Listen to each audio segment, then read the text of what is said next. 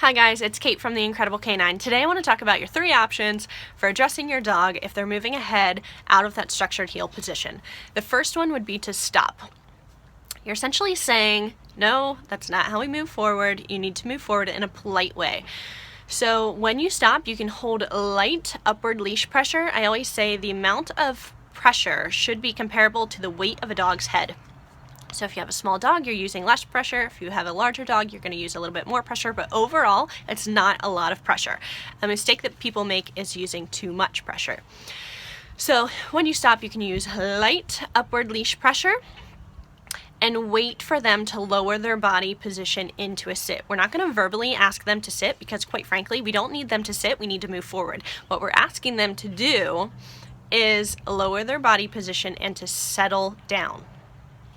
When you hold that light upward leash pressure, if they're really struggling with how do I turn off this leash pressure, you can use a finger back at the base of their tail, and at the point that you apply pressure down on their butt, with this pressure going up on the leash, it helps them shift their body into that sitting position. As soon as their butt hits the ground, this hand that was holding up the leash, relax the leash immediately.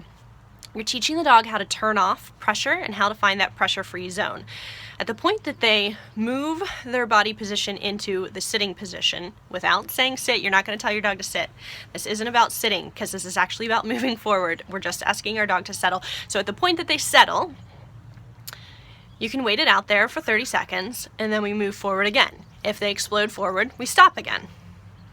They will quickly learn that we need to move forward in a polite way.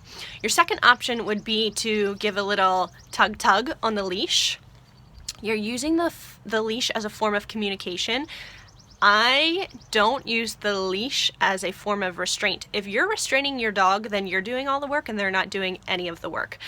So you can give a little tug on the leash if they understand your communication of just, hey buddy, you need to shift your body back behind my leg. We can't be exploding forward. Your third option would be to change direction. So if your dog's moving ahead of you and it's like you're stopping and then they're exploding forward, and you're stopping, they're exploding forward, you're stopping, you're exploding forward, tug.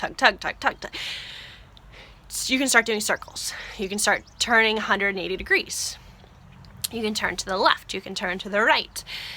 If they're just slightly ahead of me, I normally turn to the left because I'm using my body language, spatial pressure, body pressure to help them understand to stay back on my left-hand side. If they're getting too far ahead of me, then I turn to the right.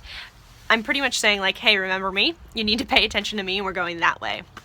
And I turn to the right so that they re-engage with me and focus on me, because they really never know which direction I'll be going next. It just helps them to tune in, to focus on their handler, to listen to their handler, to be in tune with their handler. 3 options: stop, pop, change direction. Patience is your best tool. Thanks for listening. Have an incredible day. Bye.